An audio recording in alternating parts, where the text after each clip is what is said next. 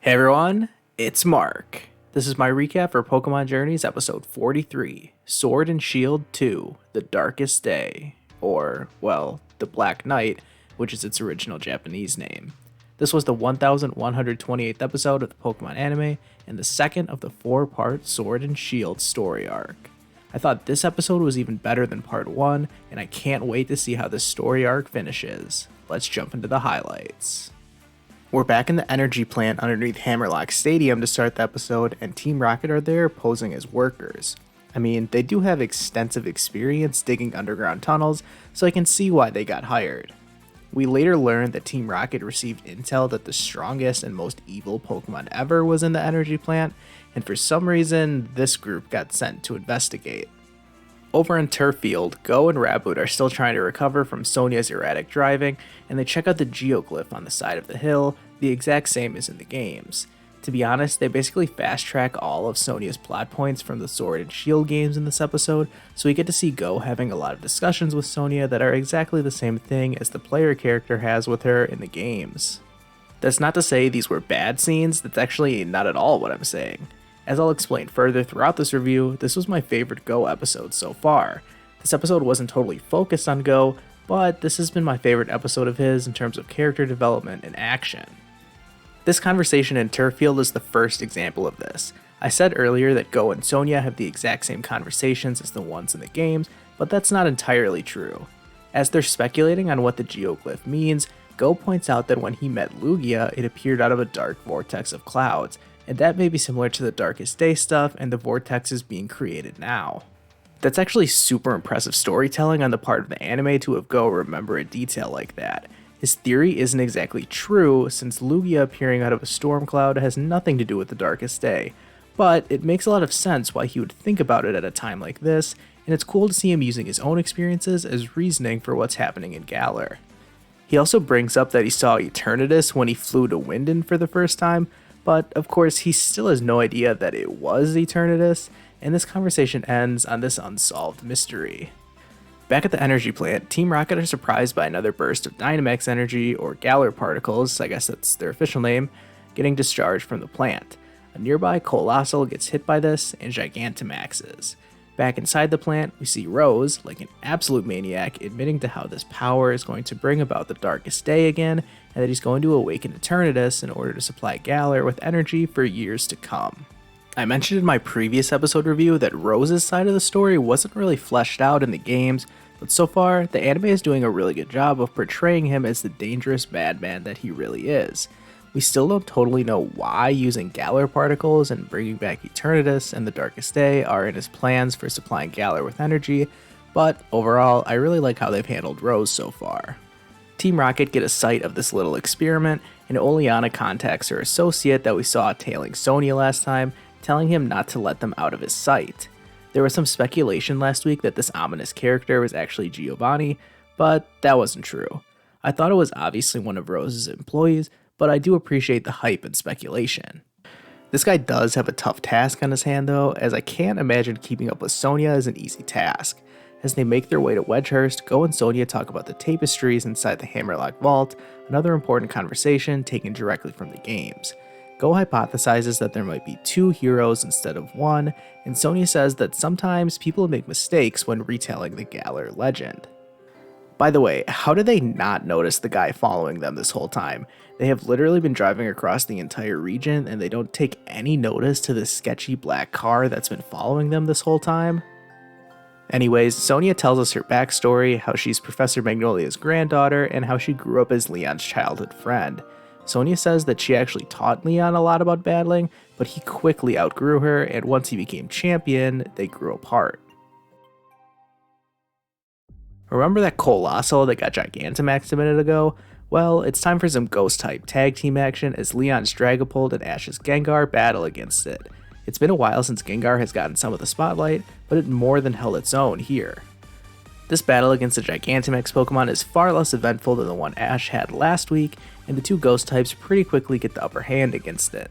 Prediction time: when Ash and Leon finally battle, these two will go to a double knockout against one another. Anyways, Pikachu lands a huge Thunderbolt on this Colossal, which is enough to defeat it and return it back to normal. The workers start to throw rocks at the Colossal, which is not a very champion time, so Ash steps in to make them stop. Leon shows him some respect, and speaking of which, here comes Rose, who's excited to see Leon and the young trainer who has his respect. Yeah, so apparently Leon has mentioned Ash to Rose before, so I guess that must mean Leon thinks pretty highly of Ash, which is cool to see. Rose introduces himself, and Ash doesn't know what to make of him, but Pikachu knows. Rose says some sketchy stuff about how he doesn't know what's going on with the rampaging Pokemon and all this Darkest Day nonsense, but it could be a trial necessary for Galar's future. Leon does not like the sound of that, but Ash's stomach interrupts and Rose offers to treat Ash to some dinner. We cut back to Go and Sonia, who have arrived at Professor Magnolia's lab. Go says some kind of inspiring, kind of cheesy stuff about how researching legends is cool, and Sonia says that he might make a good Pokemon professor. Go acknowledges that, but reiterates his dream to catch every Pokemon, and Sonia reiterates her wish to become a Pokemon professor. Well, those are some nice wishes. Whoa, here comes a shooting star, look out. Oh, okay, it's just a wishing star, as Magnolia suddenly appears, saying that wishing stars show up for those who with earnest wishes. Go sits down with Magnolia, and she tells him the information that she knows about Dynamax. She doesn't know the full story and all the details, but she does mention that she once partnered with Macrocosmos, Rose's company, to create the Dynamax band. Speaking of which, Sonia comes in and she gives Go his own Dynamax band, which she made out of the wishing star they found earlier. After that, it's research presentation time as Professor Magnolia looks over Sonia and Go's findings about the Darkest Day stuff from earlier. She likes what they have so far, but tells them to keep looking and uncover all the mysteries. That's just fine with Go, and he says he wants to know all about the legend. I'm surprised he never brought up the fact that he saw Zamazenta, but I guess how is he to know that that scary wolf thing he saw in the forest before passing out has anything to do with this? Cut to Rose Tower, where Ash is having his dinner with Rose, who explains that he grew out of poverty in Galar and will do everything in his power to keep the region like it is now, which is of course a veiled hint at this crazy idea to bring about the Darkest Day again. This is more good storytelling with Rose here, and again, the only thing missing is why he thinks Eternatus is the solution to his problems. Rose offers to take Ash under his wing like he did with Leon, and asks that he stays by his side to help protect Galar's future. This is me reading between the lines here, but I think Rose tries to align himself with strong trainers at a young age so that he can easily manipulate them into doing his evil bidding without them actually realizing anything wrong with Rose. Clever, but also the kind of thing a sociopath would do. Ash thinks about this offer for maybe 2 seconds before declining, saying that he wants to travel the world, meet tons of Pokemon, and grow strong that way. Of course, that's what Ash would say. That's pretty relevant to why he's doing what he's been doing throughout Pokemon Journeys, and why would he want to stay and protect Galar? Rose seems to take this decision pretty well, but Oleana does not. As our two heroes get ready to call it a night, they call each other and update them on what's going on. Go says that he and Sonia are going to Stow-on-Side tomorrow to check out the ruins and mural there, so Ash says he'll meet them there. Meanwhile, Leon is brooding around Hammerlock at nighttime and keeps thinking about what Rose said about how this could be a trial, and Leon thinks Rose may be up to something here. The next morning, before Go and Sonia take off, Professor Magnolia mentions that the reason she left her working relationship with Macrocosmos was because basically she thinks Rose is crazy and will do anything to get his way. She doesn't go as far to say that she thinks he's behind the rampaging Dynamax Pokemon, but she has her suspicions. The creepy Macrocosmos employee overhears this, and he's got a Dynamax band on. Oleana communicates to him that weeds should be plucked as soon as possible, and that sounded like a really sinister way of saying he should take out or kidnap Professor Magnolia. Thankfully, that's not what happens. Instead, he just tails them to the Stow-on-Side mural and threatens them, but Go steps in and is ready to battle. The action really starts to ramp up now as this complete rando sends out a Gigantamax Garbodor because apparently the mural is producing enough Galar particles to make this area a power spot. Without hesitating, Go says screw it, let's try Dynamaxing for the first time, and here comes giant Raboot to save the day.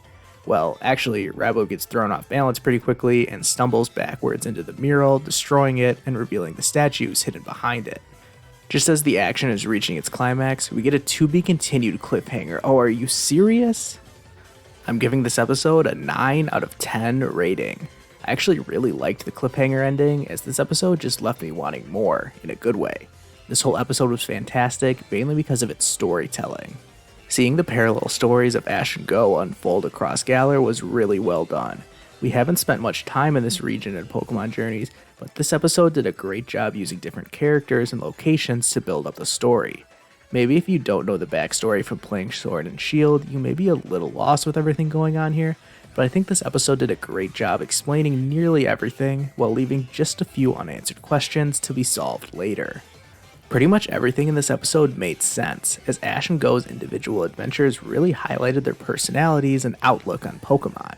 Ash continues to fight for what is right, and Go's motivations for researching Pokemon played perfectly into the story of him and Sonia researching the Galar legend.